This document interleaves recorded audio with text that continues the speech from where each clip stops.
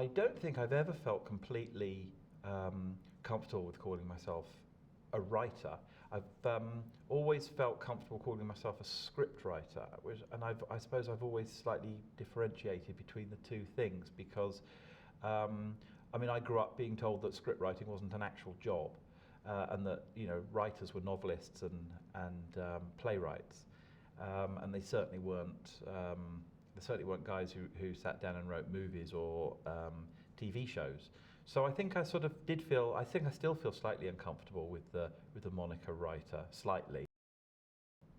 I think my approach to coming up with character is to sit and just talk about the character, sometimes to Ashley, sometimes to other producers that I'm working with on it, or sometimes literally to myself, just sit and talk out loud about these people and what they're thinking and what their motivation is. More and more now, as I get older, I draw upon the people I encounter. I mean, just in an episode of Eternal Law, I wanted a character of an elderly man who was a kind of a bit of an old soldier of the left.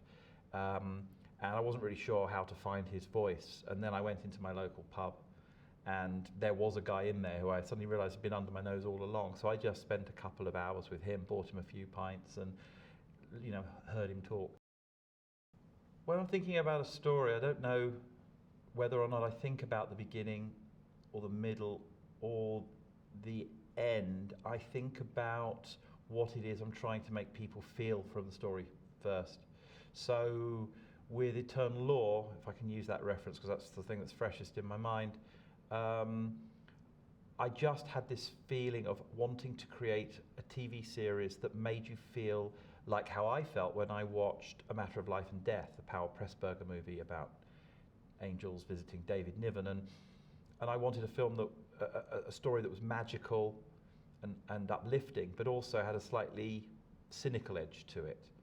So that's where I start, and then I plow in, then I jump in. So then I start from the beginning because I just plow in.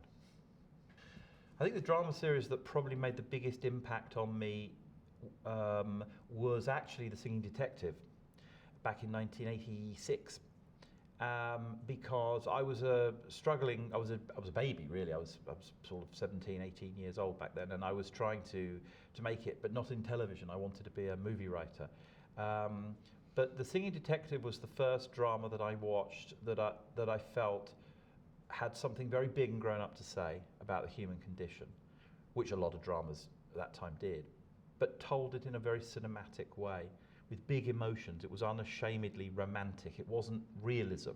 It was hyper-realism, which was what I was excited by, and still am. And so I think everything I've done after that has been not trying to be like Dennis Potter, because you can't be, but I've been trying to be like The Singing Detective, just that one thing. Well, I do choose to write mostly in an office facing a blank wall. My wife thinks it's insane that we have a house that overlooks a churchyard, and it's really pretty. And she says, why don't you look out of the window? But I do face a brick wall, because I do have a window. It's got to be in here, and I can't have two conflicting views going on.